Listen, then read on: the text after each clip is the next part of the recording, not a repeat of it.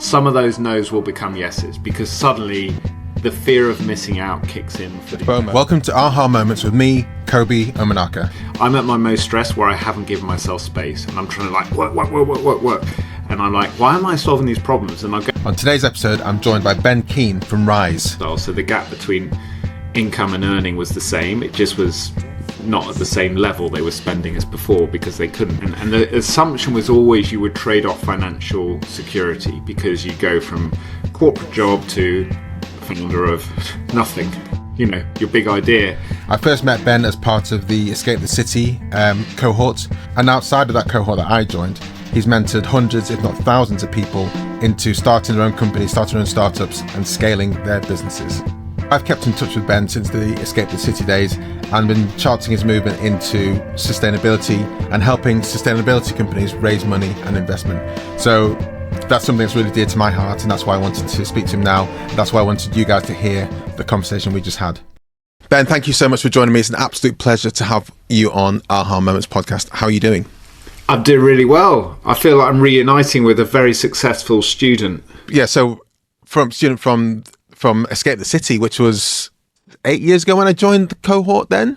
Yeah, it was. And students an exaggeration, Kobi, because I very briefly got to witness you starting something exciting, and you were very good at ignoring my advice as a coach and mentor. So yeah, but it's been brilliant to follow you since then. I mean, can you just tee up what Escape the City was and is? Well, it's changed like many things, but Escape the City started in around 2011, and it was two. I didn't start the business, but it was two management consultants, Rob and Dom, who were sort of sitting in their corporate office in their sort of late 20s, going, "Hold on, why do we feel so unfulfilled?" Frustrated, conflicted about. We want to go on big adventures. We want to start meaningful businesses. We want to be entrepreneurial. Where's the organisation, the community that's going to help us do this? And they also felt guilty because obviously they were in a privileged career, but they knew in their sort of hearts and their identities that this wasn't for them. So they were like, we need to escape the city, and that's what Dom wrote, Rob, with a little picture of the escape key on the keyboard, running away. We need to escape. And so it wasn't leaving the physical city of London. In their case, it was the mental escape and the career escape and the transition.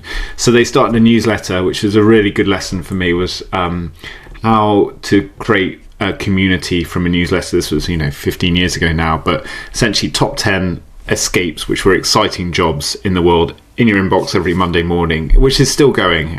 They've done it every week for 15 years. Amazing.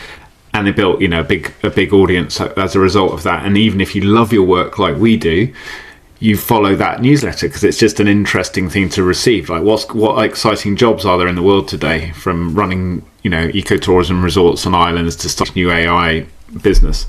So that's how it started. Then they realized that a lot, matching these exciting jobs with people who hated their work or wanted to move careers was really hard. It's like a silver bullet, right? It's really hard to catch because it's a big transition. Yeah. As you know, you're going from it's an identity shift, it's a skill shift, it's a financial shift, although not as much as people sometimes think, but it can be.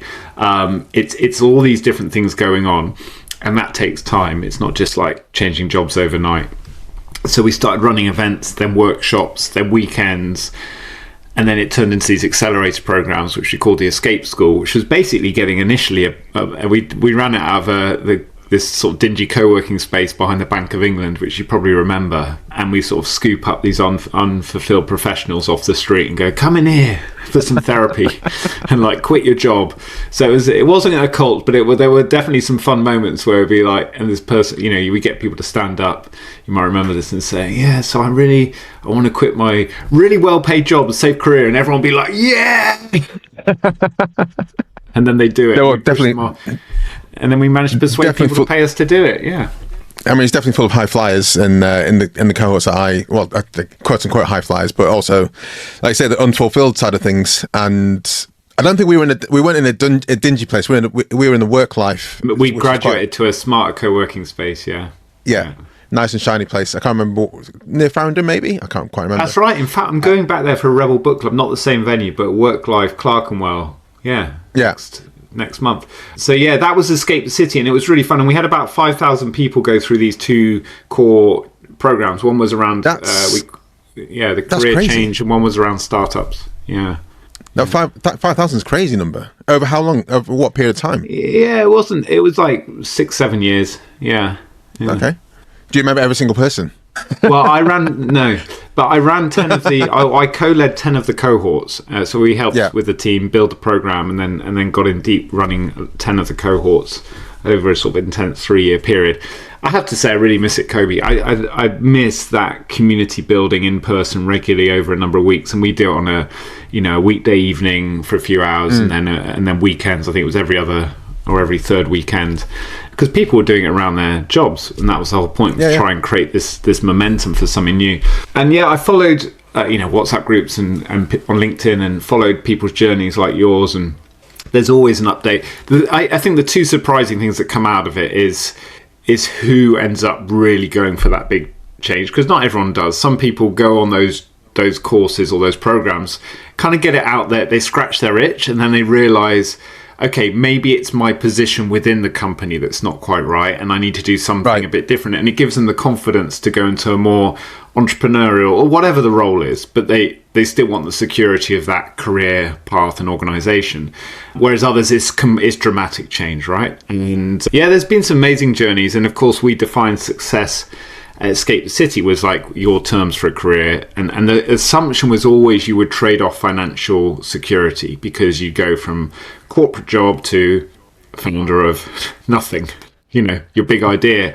And what we found out was, when we surveyed about 2,000 people in depth who'd been on escapes. So in other words, that definition of from one particular role to a new thing. And on average, it took about 18 months. So it's not an overnight thing, to get some momentum and feeling like you're doing something new. And everything went up. So mastery of new skills, sense of purpose, fulfillment, just generally well-being and happiness, and all those things around the workplace. And the only question was, what about the money? Because everything else is an upside. And the answer was the people's perception of their financial security or finances did not change from before or after.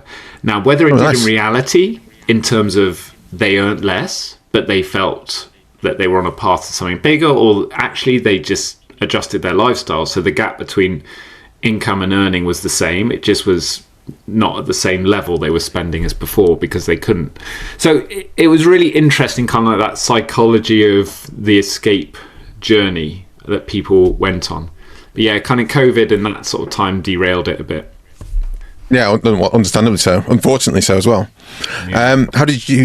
What was your background that led you into working with Escape? Because I found it fascinating. When you first, when I met you, I didn't realize you'd been involved in so many things before that, and we're still involved in other things outside of Escape the City. And some of these things are, one of the things you talked about, Rebel Book Club, is still ongoing and still changing people's lives on a weekly basis. So how did you get into the Escape the City mold? Were you, one of the big four? Were you a lawyer beforehand and needed to escape yourself, and it resonated with you? So in some ways, I wish I had been for a little while, Kobi, because it would have paid off a few of those early, the debts you accumulate in your 20s. No, I think so. For me, Escape was my safe time. Escape was almost like my corporate employment. It wasn't really, but it's the only time I've ever really worked. I haven't been the founder, and actually, it coincided with when we were starting our family. My wife and I were starting to have kids. So we had 3 kids in 3 years, and that, as you know, is becoming a parent is a massive shift in your life. And we were really lucky that it all happened so quickly. But I was glad not to be working on 3 of my own startups, as well as 3 human beings, new humans. So Escape with the safest. How I got into it was I got a call from, I remember this, so I got a call from Dom or Rob, one of the guys, when they started it, and said, hey, would you want to come to this career change launch party event and talk about what you've been doing and share your story alongside some other people? We're trying to inspire people to quit the jobs they don't like and go on exciting entrepreneurial careers. And I was like, this sounds fun. And at the time, I'd been running an ecotourism business for about 5 or 6 years, and been living in pretty different circumstances to a corporate journey. And the way I got into that was I remember being, I guess in terms of an aha moment in my career, the first one happened. I travelled and worked quite a bit in my early 20s in and around studying and stuff, but the moment that stands out to me was a really mundane one. So I was in that kind of privileged positions that some of us are in our education, middle class education in this country. I was in a good university, I was doing okay in my degree, and I was in one of those they call them milk rounds, I think, where your corporate recruiter comes along and throw some beer and pizza night, and you go along and the recent graduates who are now working there stand on stage and say, we're making loads of money, you should come and work here, and it's really fun. And I remember being in the room surrounded by my student peers at the time, and they're all like, not quite whooping, but they were like, yeah, this is great, I'm going to apply for this graduate recruitment scheme. And go, guys, what the hell? Like, you're studying Middle Eastern studies, you're studying business, you're studying Mandarin, you're studying anthropology, you're studying politics. You're all super interesting people. Why are you applying for a job that's going to be selling, tampons and Pringles? And they were like, no, Ben, you're being naive. This is what we do. We go and study for a few years, stuff we're into, and we have fun, and then we go and do a graduate recruitment scheme and we set ourselves up. And I say, yeah, but the jobs sound... Do you really want to do that? And all you just heard was someone talking about how much money they're making.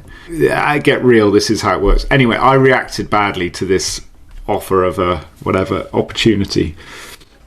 And I went, and in that room I was like, right, I'll take the beer and pizza, but I'm going in a different direction. So I travelled like a lot of people do when they're in these situations, and I ended up running like expeditions for a small adventure travel company in East and West Africa and then other parts of the world, and that was my kind of real learning journey. So I used to drive Land Rovers to Timbuktu and Mali in West Africa, and you learn a lot more about, well, I did anyway, I learned a lot more about humans, economics, politics, business, everything else, risk management, how gloriously diverse our cultures are around the world when I went off and did that. So I did that for about 5 years, and then I started my own travel business. So that was my way in.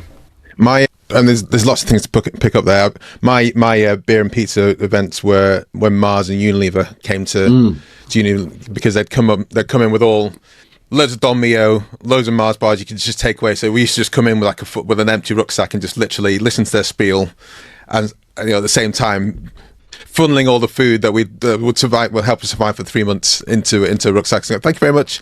Not going to apply to you, but it's been great hearing you talk about. But they only needed one conversion into their cost of acquisition for that recruitment. They only needed one of you to actually become an employee, a good quality one, and it justify 1,000 pizzas, right? So this is it. And also, I've met people like yourself who did the overland touring. I travelled in South America for like 3 months after university, and it was a great experience in the overland truck, which sat like 20 people. And one of the guys who was with us as a fellow passenger, he got so into it, he started his own company, and he started overland in West Africa. So I very much understand the experience you've been through, where he was just like, I think came from a very conservative background, but he was kind of hippie there anyway. So his parents were like, "Hey, you need to settle down," kind of thing. But that wasn't his vibe. And as he went on this journey, he started learning how to fix the trucks with the drivers and everything like that, and then started his own company. So I'm like, dude, that's just an insane thing you've done. But I didn't know you did that, and that just sounds two people just done that and set their own travel company is like, wow. I'm very much impressed. I mean, those overland trips are tough because they're tough because you've got to fix your vehicle as you go, and obviously you travel in a region like West Africa, and people automatically assume, if they've not travelled to that part of the world, go, oh, it's dangerous and there's this and that, and it's like you're surrounded by so many people who partly because you're a white traveller in that case, want to see you as a dollar sign, but also just genuinely because the cultures are so open and welcoming. They're so excited to see people coming to remote regions where they live. They're just like, can we help? So when your truck breaks down, you've immediately got like 5 people who want to help you. So yeah, which you don't get so much in the UK. But and I'm going to say, in London especially, people almost spit on you if you're broken down. Yeah, it's like even coming down from Manchester to London, someone says hello, it's like, what are you doing? So yeah, that brought me back to London, or I came back to London from Well, it then started this ecotourism business, and that's how I met the Escape the City guys. One of the businesses, and this is, I don't know, we're leaning a bit on kids here. One of the businesses you talked about was the one where like a kid's shoe exchange. Because as a non-parent at the time, when you're explaining this, I was like, can you just, I don't know why this is a thing. But now as a parent of just one kid, I just think, wow, that's just a lot of wastage for something. You're buying something that's going to expire, but can be used by other people within days, weeks. And it's just such a waste, and I just feel there's a better thing to that. And I think this business really gives insight into how your brain works and how, you know, your path and journey was. So can you explain a bit about that? I mean, does it still exist? Now, I never went beyond the kind of research or customer development stage. But the pain point, the problem still exists, I think, quite clearly. So what I was, at the time when we were looking at this idea, it was around when we were on the Escape City courses. And what I was trying to get all of us to do on those programs was move from this mindset of like, I've got a big idea, I'm going to do loads of research, write the business plan the old way, to like, just start doing, just start building, just start talking to customers.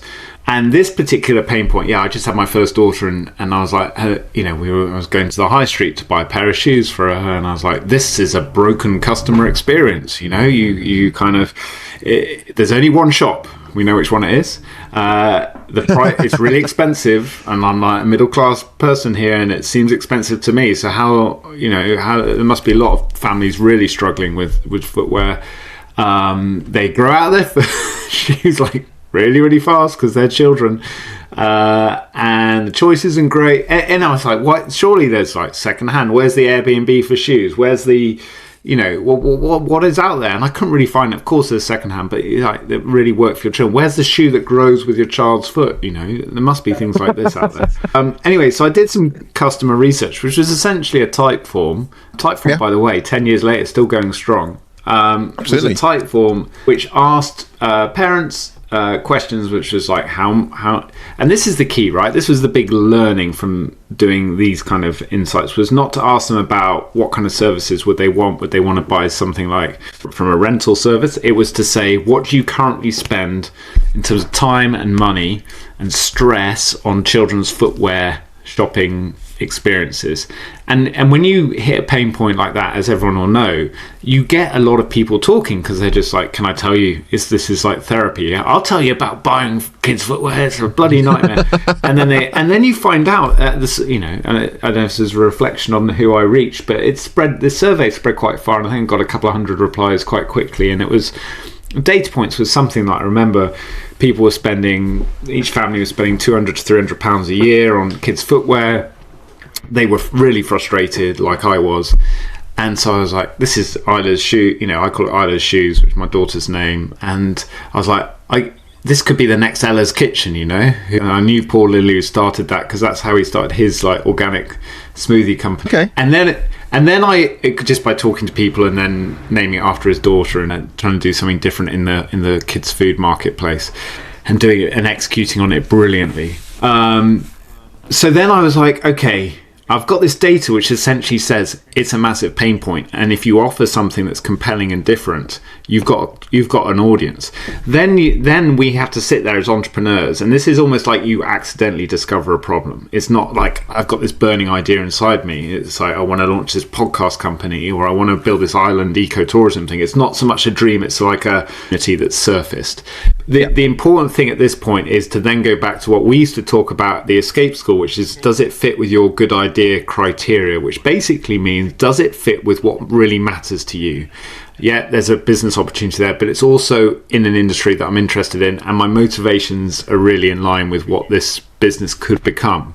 And when I sense checked that, I realised that I wasn't that interested in building a marketplace for secondhand shoes or whatever it would have become.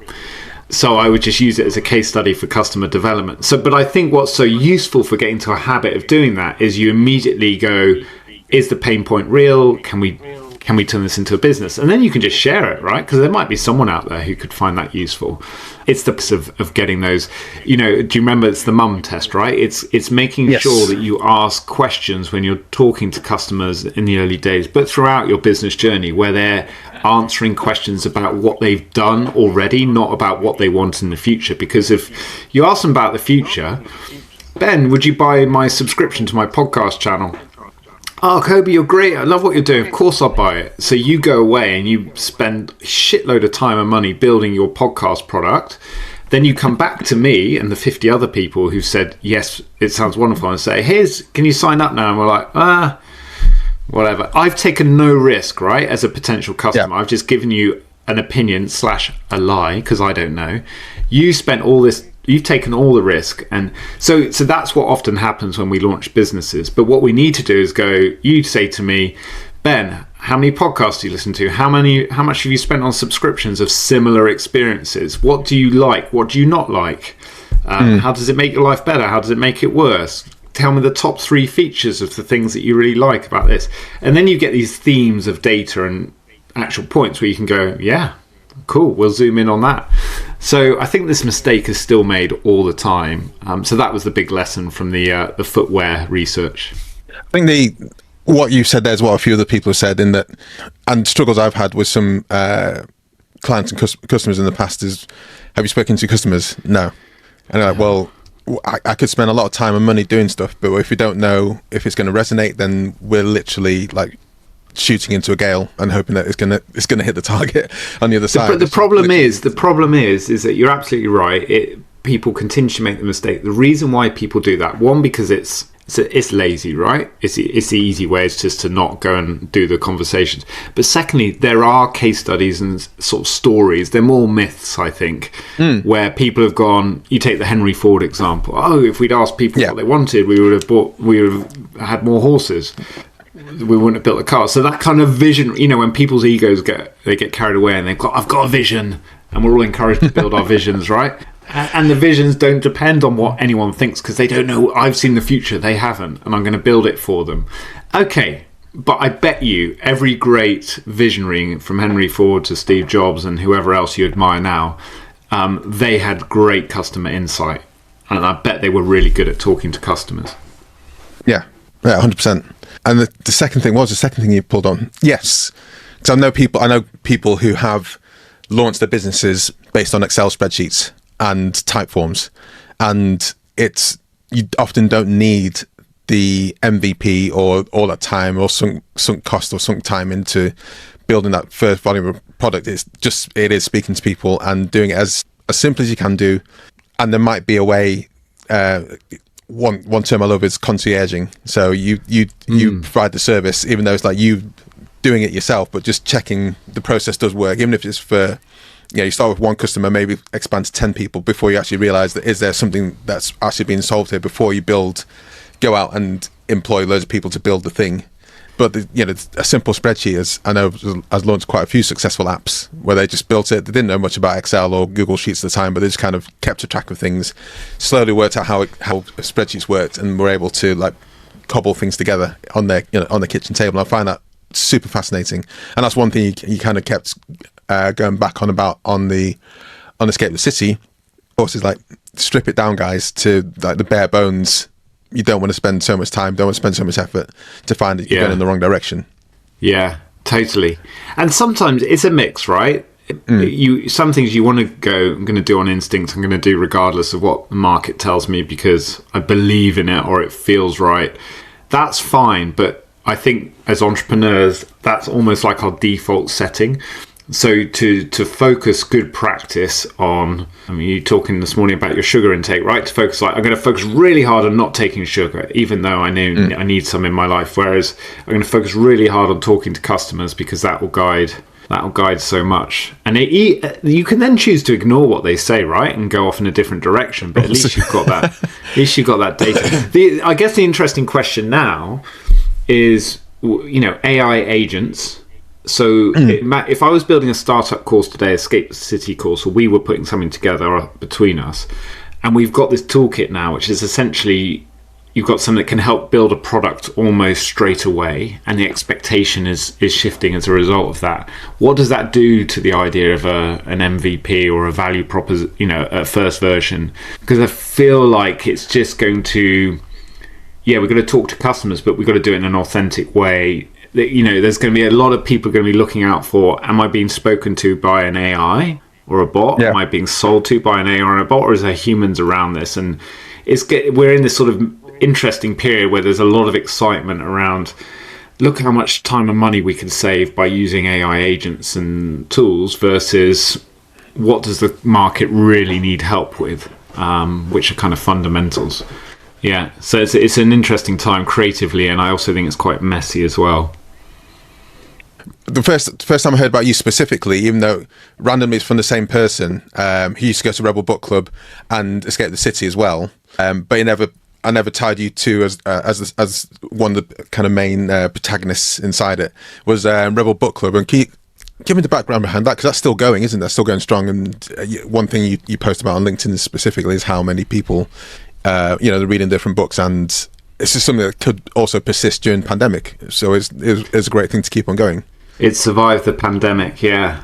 So you've got, I can see a bookshelf behind you. Yeah. It's dominated by a lot of retro sci-fi memorabilia, which I like, but it's also got a few books on there.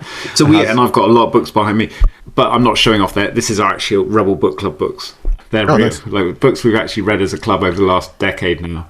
So Rebel Book Club started because I was in this is so startup cliche. I was in a co-working space made out of bamboo in Ubud in Bali in Indonesia. We're drinking a green juice. Monkeys were climbing through, and we're all on our MacBook. I'm going to come up with the next thing. I didn't become a drop shipping tosser. I never went that far. Maybe would have made. Is that what a lot of people there were doing? It was around that time. This was 2015. Yeah, it was around that time. There was a lot of people in there just going, I'm going to drop ship whatever it was around the world, because it was that plug and play time between Amazon and other. So you could be the man in the middle with a little whatever social channel and sell shit to anyone. I was like, this is peak consumer. This is consumerism on steroids. It's mad. Anyway, we had a little community there of people focusing more on sort of sustainability startups. That was my space, and there was one guy there also called Ben, and we basically realized we both suffered from what the Japanese call this sort of very 21st century problem called sonduku, which is sonduku means the growing pile of books that you have either on your shelf or on your bedside table or on your Kindle, that you're kind of like your to be read pile. And this is, for curious minds, this is a really difficult problem. One of the great problems of our modern world is like, I keep buying these damn books and I'm not reading them. Or I'm getting to chapter 3, and because it's like, it's kind of contemporary non-fiction, and then I've got another podcast to listen to. I've got another, the amount of information we're consuming is huge, and it's exciting, right? Because we can go in any direction we want at any time. Like straight glass elevator for knowledge. We can go anywhere, anytime. We're not limited by the four walls of a library. So incredible time for consumption of knowledge. It's a terrible time for like focus and discipline, because we can't cope, or at least the curious amongst us can't cope with all these shiny information things all over the place. So Rebel Book Club just came out that very simple thing of like, can we just get better at reading? Well, it wasn't a radical idea, but the reason we called it Rebel was like, one, can we finish a book? Like, that would be a great achievement that we've bought as a group. And two, can we turn whatever's useful in that book, whether it's big insight or whether it's practical action, can we turn them into like things that are crossed from because what happens often in book club or kind of conversations about things going on in the world or knowledge, is people go, that's so interesting, I should do that, and then of course they don't, because life gets in the way. So I was like, let's build a little action accountability group that's not quite as hardcore as an Escape the City startup group where you're really trying to launch a business. So we're not trying to do that with Rebel Book Club. We're trying to help people turn their learning into positive impact in their lives and work. So yeah, that's what we've been doing, and we started it in April 2015. with one theme, 3 books, members vote, so it's a membership subscription, and then we'd have a meet-up at the end of the month and a drink, and we do cocktail party in a classroom, and next month is our 10 years, 120 months in a row. Wow. So this is April as we record this episode. Yeah, so this is our 10th anniversary right now. Yeah. So yeah, it's been a really nice it's not a big business, small business, fantastic community, and lots of great people and impact. How did it work over the pandemic? Did more people join as suddenly they weren't limited by the actual physical need to be in the same room as RBC, or how did it work?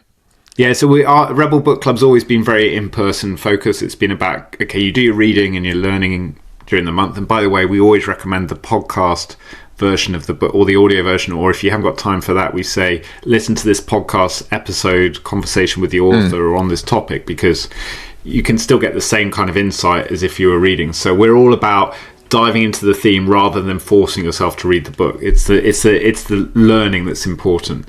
And then in-person events. So when the pandemic kicked off, we were like, shit, our whole thing is about getting together every month and connecting people and building friendships and learning together. What we're going to do. And of course, what a lot of people did during the pandemic was they went home and sat and got into reading. Fiction especially did well because it was escape from the reality of what was going on in the world. But, non-fiction too. And so in that moment where we switched to purely online events, we went from, so for a paid membership, we immediately gained a bunch of people, especially Americans. They were like, yeah, what's this Rebel Book Club? I'll join this, which was cool. We lost 20% of our membership overnight as well, because people like, oh really? Okay. Cancel subscriptions. Oh, sure. Yeah. So we had a kind of not good, and then our core stayed. So we didn't really change in terms of size of business. It just sort of stayed. The interesting and slightly frustrating thing, or paradox of COVID and reading, was that a lot more people reading, but there was an explosion in book clubs. So if you're a public figure and you were sitting online twiddling your thumbs, or an author even, you're like, what should I do? Oh, I'll get together with some people, we'll start a book club. So I think someone did some analysis, something like there was a 3,000% increase in book clubs launched during the pandemic. So suddenly, everyone was a member of 20 book clubs. So that was that, and of course we were a paid book club. So that was but we got through it. And then we've come back, and now we run both in person and online events every month. We're in person in about 10 cities, and online. We haven't quite unlocked the big growth that we'd like to do. But it's a great community, and the people are fantastic. Yeah. I mean, it's over the past few years, it's been a lot about community, building that community, and that I'm a lot more on LinkedIn, less on Instagram and Facebook as I used to be. But I'm also very aware that these things can just change on a sixpence, and a lot of people on LinkedIn now are saying about how much the algorithm is in their favor in the past few months compared to where it was this time last year, and you kind of think, okay, how do I hold that community? How do I hold these people who are interested in that same singular focus together and get everyone working together? I think that's something I'm trying to work on a lot. So can I share you a little strategy piece that I've learned and I've tried to package up? So I call this, and I've learned a lot from people like you and others who've built their own community. So it's not just my own communities, but I see the same practice when it's replicated. I'm like, oh, this is just repeating the same kind of things, people who do this well. So this is under the sort of heading of tribe building, and by tribe, I mean like someone, a leader has said, or a founder has said, I'm going to build this thing. I'm going to start this thing. Who's with me? Come with me. I'm going to say a new kind of book club. I'm going to start a new kind of podcast channel. And people are like, yeah, I'll join you. And off they go, and they try to build. It has purpose, and you have these 5 R's of tribe building. But I'll give you the 2 that I think really matter. The 2 that really matter that we don't do enough of are, the first one is rituals. So rituals, obviously in indigenous communities, and in religious communities, rituals are, they're everywhere. They're kind of the symbolism and the identity. You go to church or synagogue or any kind of temple, and it's just like everything's rituals. And the reason why they're so powerful is because it makes us feel like that whenever we're a part of that ritual or we witness it, it's like, that's our identity. I'm connected to this community, this tribe, this organization. But when we're building our own projects and communities, we sometimes, although the rituals happen, we don't like focus on them or highlight them or showcase them. So an example really of a ritual in something like Rebel Book Club is that we every month we have a vote, and our members get together online and they go, let's have this one, and whether, you know, and that's just a little thing we do. And when we have a meetups, we have a drink when people come in and designed around the book. And it's just when those things happen, you know, oh, this is Rebel Book Club. Yeah, it's like the signal back to you. And this is fun. It's a bit weird, or it's just our thing. And every football club has a version of that, right? So it's like, what are your rituals in your community? They're probably already happening. How can you like put more focus on them and celebrate them? They've got to be authentic. They can't be forced. You can't like, I'm going to design several rituals, but you can try a couple. So that's a big thing. The R of rituals in tribe building. And then the second one, which I'll just mention now, is rhythm. So what are the rhythms? What are the things that you're doing regularly in your community or organization that really helps people? It builds trust because people go, I know they're doing this thing. I don't have to worry about it. So in your case, it might be we release a podcast every Thursday, and people know it lands at 11 o'clock, and it's going to be of a certain quality. It's going to be interviewing a certain type of person, and it's not the mundane things of what your community does, but it's the things that you do in a rhythm. It's regular. So Escape the City, we mentioned already on this chat, they send out this newsletter every Monday, top 10 escapes. And you know that if I want to get that little hit of exciting career opportunities, I'll follow Escape because they'll supply it. And then, of course, off the back of that, they're going to try and get you to sign up to their platform and their courses and everything else. So the rhythm is really important at building trust, but they tend to be the kind of boring, mundane things that make you go, oh, I know what this organization does, what it's going to deliver. I don't have to think about that. I'm part of it. They do it. Ritual is more of like what makes it unique. Does that make sense? It does. Already thinking about how, some communities, I mean, there's always like a call on a Monday, like 9:30, for example, and the task for this week. I completely get where you're going at, and I will look up the 5 R's of community building. Yeah, I'll share that. I've got a book in the works, but I'm not there yet. That's good to know. The rhythm thing is the trap with the rhythm is not to create loads of work for yourself, right? So part of your rhythm might be we're only online for 2 days a month for our customers or for our community, and that might be an attraction, right? The rest of the time we're off. I kind of wanted to push this more. Rebel Book Club is like we're only online 1 week a month and 3 weeks we're reading, because I quite like that sort of thing. But it turned out that then our sales was screwed up our sales. But you've got to try these things. But sometimes rhythm is about doing less, not more. And Raise, so how long have you been working on Raise? Spelled R-A-A-I-S-E. Yeah, Raise. You say it in an Aussie accent, Kobi. How's your Aussie accent? Rise. Oh, G'day, mate. Come on, mate. Gonna raise some money. Yeah. No, I think we've done a bad job there. So yeah, Raise is my partners in Raise are in Western Australia, so the opposite point on earth where we are now, a place called Margaret River in Australia. And Margaret River, I've visited there after getting engaged, and there's a lot of wine there. There's great vineyards. There is. Great place to go after getting engaged. Yeah, Margaret River is beautiful. It's it's a great wine region, very biodiverse, that sort of bottom left knuckle of Australia. Beautiful caves and coastline and blue whale, marine wildlife and so on. So yeah, that's not our business. But Raise came about a few years ago because I'd reconnected with Amy and Neil, who live in Margaret River, and we used to work in the ecotourism industry together. And they were my pin-ups in terms of role models of how to do responsible ecotourism, resort building really well. Amy was always out there winning lots of awards. And a big cyclone had destroyed their amazing resort in northern Mozambique, a place called Galudu, and tragically killed people in the region, and much bigger impact on people's lives there than the tourism, but the tourism was over as a result. So their sort of decade of, United UN development goal model building ecotourism, sustainable tourism was kind of over, and they were like, so it's extreme weather, and then there's fossil gas war going on, and in the sea, and just that instability and the lack of focus on those regions of the world. And we have to change how we're doing things here, because climate is the elephant in the room. And they went to raise money for a new fund around sustainability and tourism and innovation, and then COVID happened and no one wanted to put any money near tourism. So they pivoted to focusing on basically the fundraising, helping make the fundraising journey more easily for climate and nature focused businesses and impact investors to try and save time and money in that painful process. And that's when I reconnected with them, and I was like, we need this in the UK as well.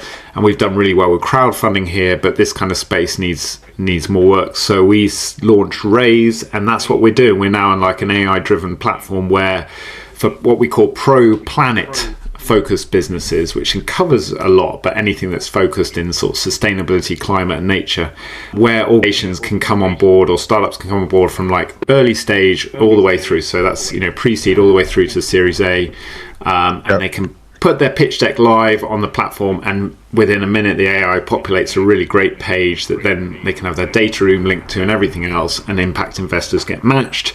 They can build conversations, pipeline, CRM, and then all the way through your fundraising journey. For those who know about that, it can be long and painful. It can help you and hold your hand. So that's what we're doing at Raise. It's a big play. It's hard. Because it's pure software, there's a bit of that marketplace element, even though there's not transactions going on online. You've got to get both groups using it at the same time. But we're making really good progress. We've got great partnerships in Australia and over here in the UK, and we're trying to solve a really big problem. So that's what Raise is all about. Yeah, I mean, for the past 3 years, I've been working with a lot of sustainability companies and felt the benefit. So when I saw you doing Raise, I was like, okay, it's good to see more and more people in this space doing more and more things here. That's certainly what we need. So yeah, that's one of the main reasons I wanted to talk to you about was that. So it's been great to hear a bit about that.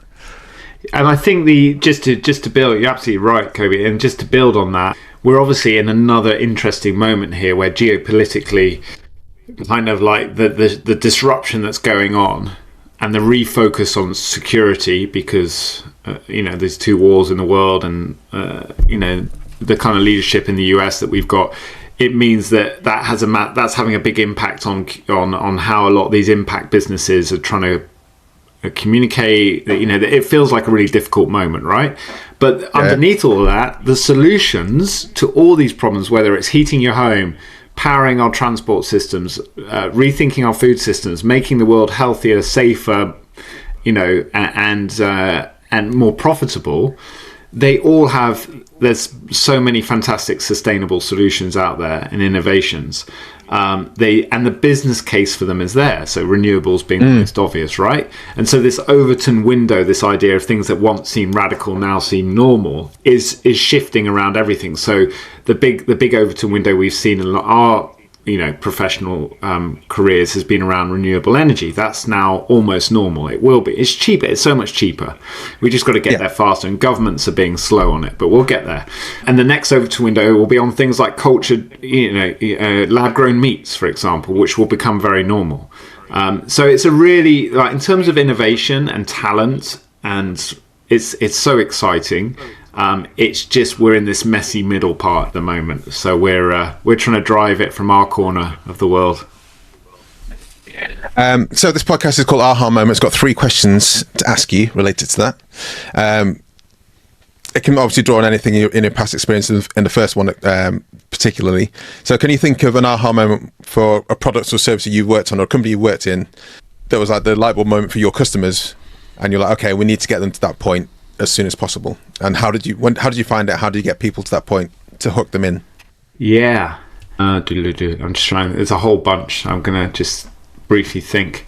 But one thing we keep hearing over and over again is that they say, "Oh yeah," and then all these people have said no. I've been pitching all these angels and all this sort of stuff, and then eventually they get one investor to say yes. However, that's happened, and it's usually because they've had a long-term relationship. They've got lots of points. They've built trust with them. There's like any kind of marketing or comms or sales, lots of points of trust. And then they say yes. And in that moment, when they then go back to that funnel of no's who've said, no, sorry, it's not for us, they then say, by the way, this person's now on board. Kobi's come on as our angel investor, or as our first VC investor.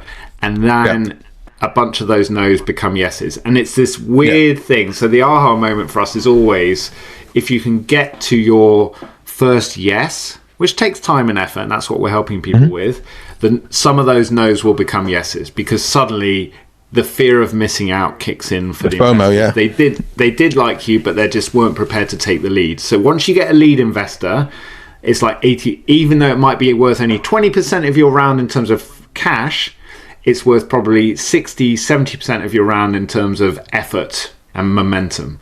So that's something we come across over and over again, and it's led a lot of our strategy. So it's getting people to make sure, even though they might feel it's an outsized effort on one person or one potential investor, that should unlock a lot of the other funnel. Get your first investor. Get your first investor, and that's hard, but get the right first investor. Get your first.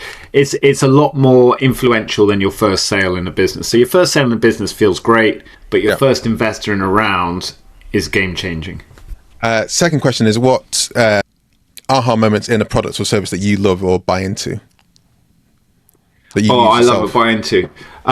Okay, so here's a consumer product. It's called Citizens of Soil, which is a olive oil brand, and it's a premium olive oil brand. And probably like you, busy family, work life, my money's going all sorts of directions. I'm still like founder entrepreneur. So, I haven't had a big exit. So I have to manage the household budget carefully with my wife. And so when we're shopping, we try and shop healthily and for our family, but also, manage the budget. But there's an occasional product that sneaks in there in terms of premium product that I just can't resist, and this is one of them. And they're Citizens of Soil, and it started by a couple who just believed that olive oil could be done better, and all the great things we love about olive oil in terms of its health benefits. But a lot of that industry has become it's got into a mess, and it's very expensive anyway. So their product's not cheap, but I spend like £15 a month or every few weeks on a refill. But it's not like you just throw it in all your cooking. You just use it, like you drizzle it on your eggs or a bit of salad, or you have it and dip a bit of. It's so good, and it feels like a real like healthy luxury for me. And the Citizens of Soil brand is so good at communicating their cooperative model. There's a lot of women growers in Eastern Europe, and it just feels like it's a really smart way to communicate the kind of frontline change we're seeing with climate and extreme weather, but also and their journeys in Southern and Eastern Europe, and how something where a lot of the world is changing, and here's a great product that's telling that story and joining the dots back to me, a consumer back at home. So Citizens of Soil. No, I love it. I think it reminds me of like I bought into Who Gives a Crap, the toilet roll companies. So ostensibly it makes my life easier because I don't have to think about buying toilet roll. It's a bit more expensive, but also there's a definite story behind it, which makes it an easy purchase for me on a regular basis to go, right, I'm going to get their things. So there's so many things wrapped up in that. It sounds like Citizens of Soil is a kind of almost a and I think consumer are a gateway for really helping people understand complex problems in the world around like climate or immigration or whatever it is, those geopolitics issues, because they tell a simple story initially through the product.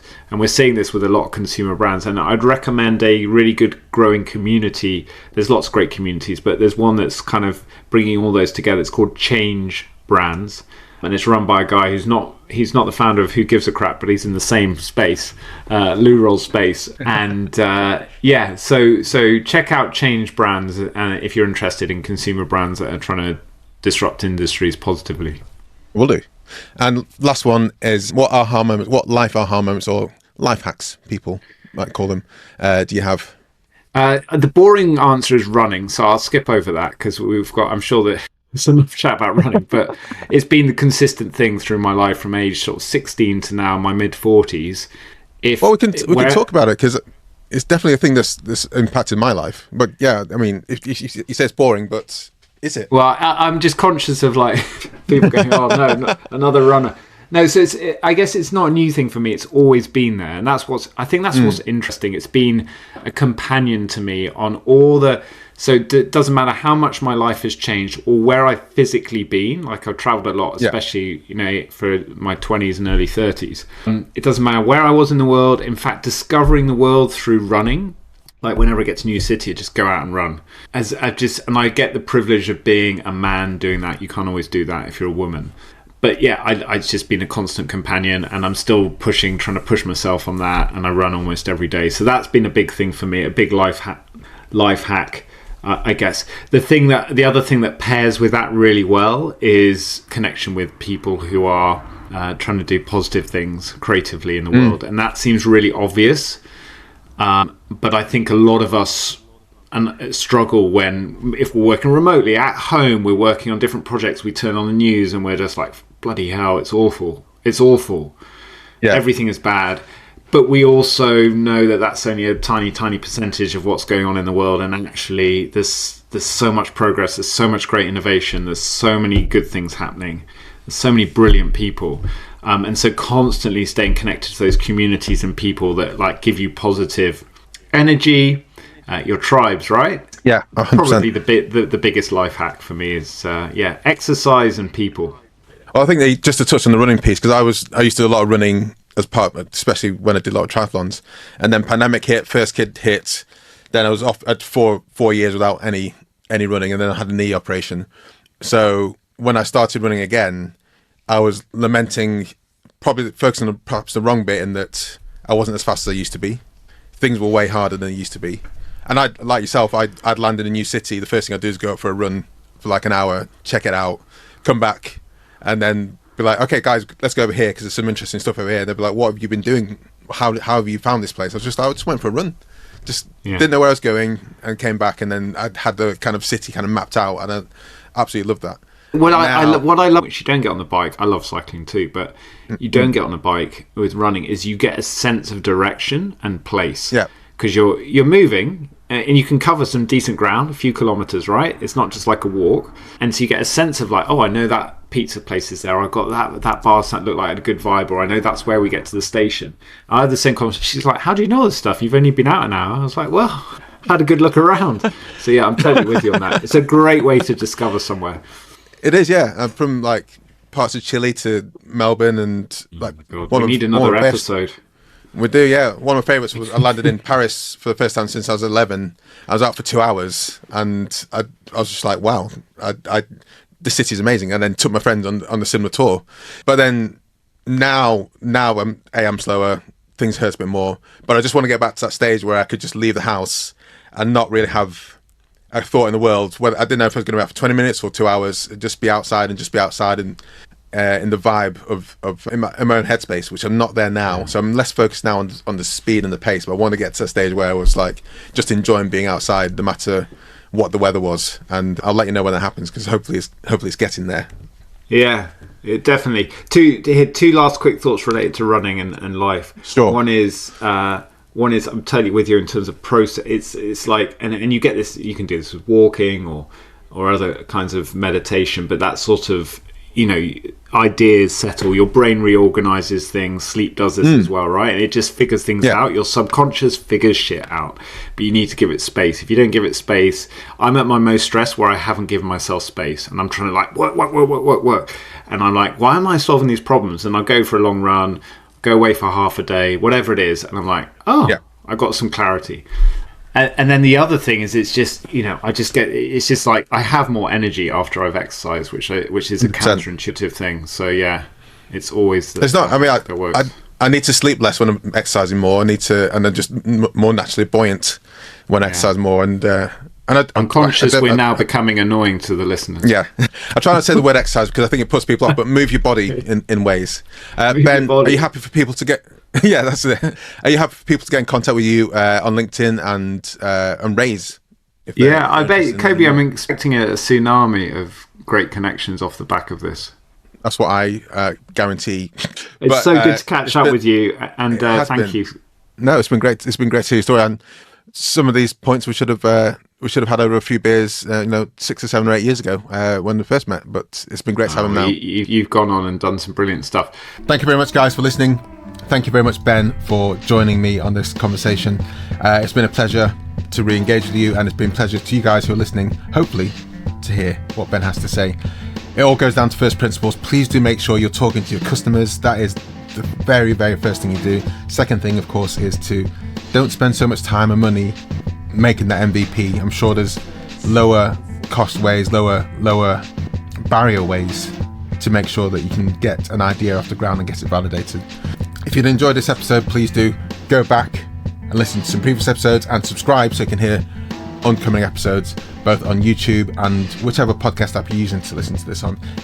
It's super important for me, guys. If you can help, share with your friends. Take this episode, take this link, share it with your friends in your WhatsApp groups, in your Telegram or Discord or LinkedIn, and tell them to listen to this episode. Ben would love it if you could share the details. If you want to get in contact with Ben, he's all his details to get in contact with him are in the show notes or in the comments down below if you're watching on YouTube. And finally, of course, do all the things that us podcasters and YouTubers ask you to do. Like, share with your friends, comment, subscribe, rate, review, and also make sure to see you in the next episode.